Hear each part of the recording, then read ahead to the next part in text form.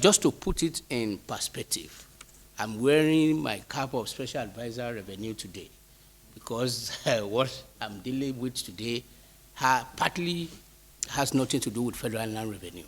But as the Special Advisor to the President on Revenue, and we put a holistic approach to how do we sustainably mobilize resources to actually fund the development of the country. And what we've observed is that we need national infrastructure backbone.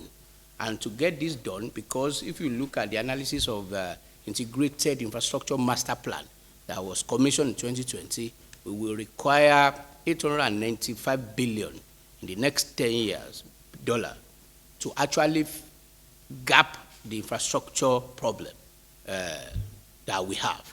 So for us to do that, it requires that we think really outside the box and compare what has worked elsewhere, whether within our country or in other advanced countries that we actually proud to be associated with.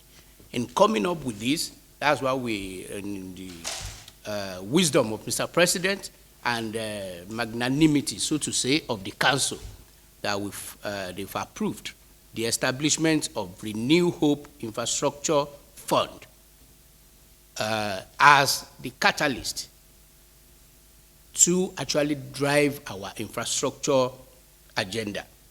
So this innovative fund consolidates existing resources to drive economic growth and connectivity across sectors like transport, agriculture, aviation, and education, and other social.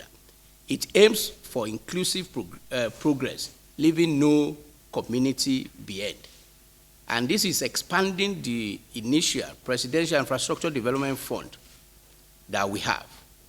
And this, our Renewed Hope Infrastructure Development Fund, unifies efforts, streamlining project delivery for maximum impact. It accelerates infrastructure development, sparking economic dynamism nationwide. And the key objective of the fund is to invest in nationally critical projects in sectors that will promote growth, enhance local value addition through backward, forward, and parallel linkages, create employment opportunities, promote technological innovation, promote exports. Potential sectors for focus, like I said, will be agriculture, energy, technology, infrastructure, healthcare, education. However, these ones I've mentioned are just indicative of what we do. And then what is our goal? Is to actually establish an innovative infrastructure investment vehicle that we will use to attract and consolidate capital, serving as driver for economic advancement.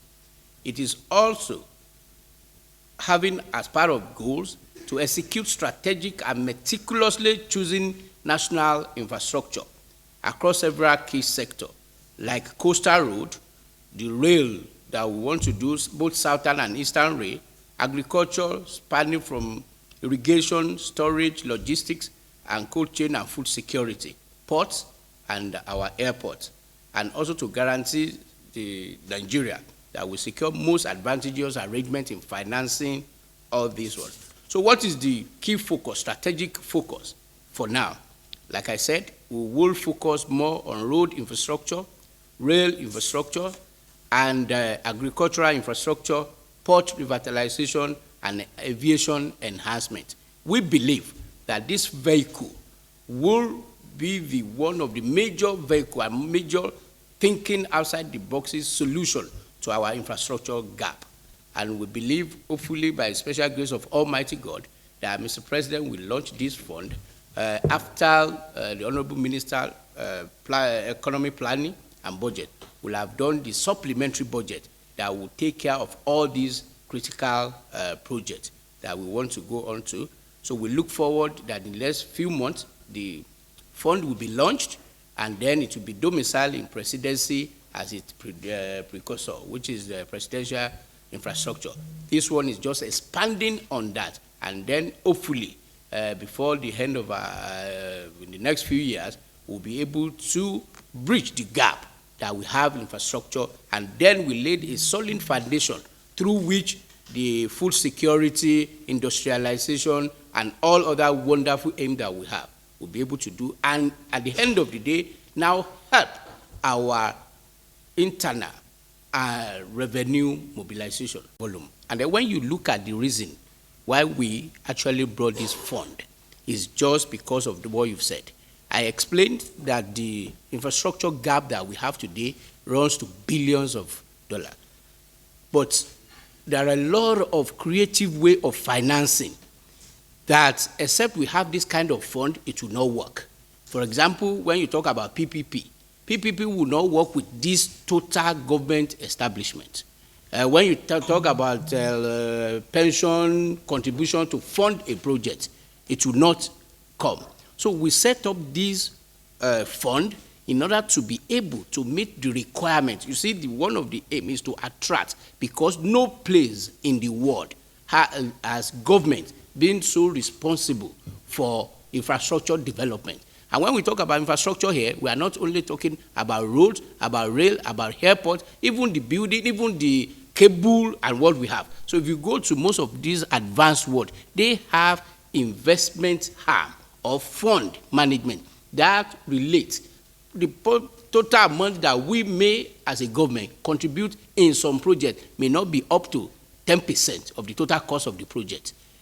That the other one will be partner. But except we have it in this kind of quasi-private structure, there is no way you can attract the kind of investment that is required.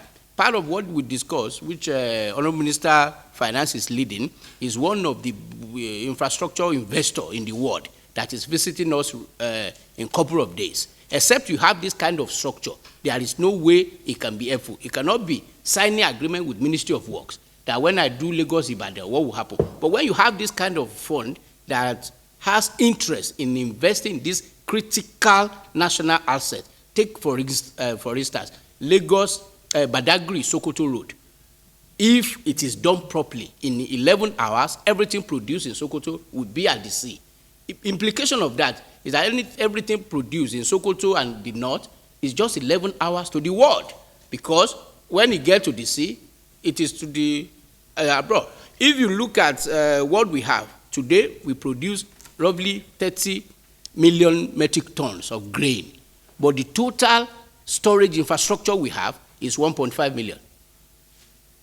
So even if you want to go and increase your production, it's for waste, because you have post-harvest waste. This is kind of fun that now I have that production, I have the road, you have the silo, you have everything built, which there is no way government pays can get that done.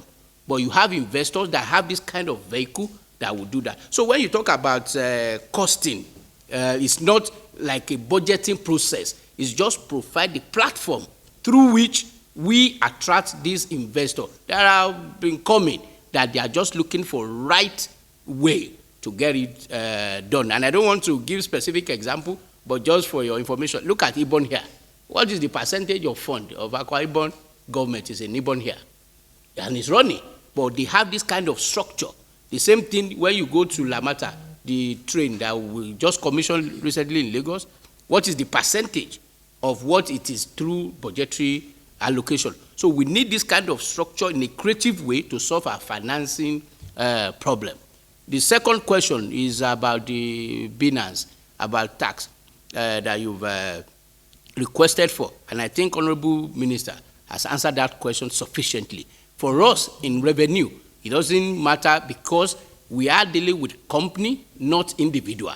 So irrespective of where they are in the world, we have what it takes to make sure that they come and they comply with our law. So it doesn't matter whether the man is here or anywhere in the world. As long as we have Binance, there is no way they will escape the compliance matter that we file against them. So I don't think we have any problem in that.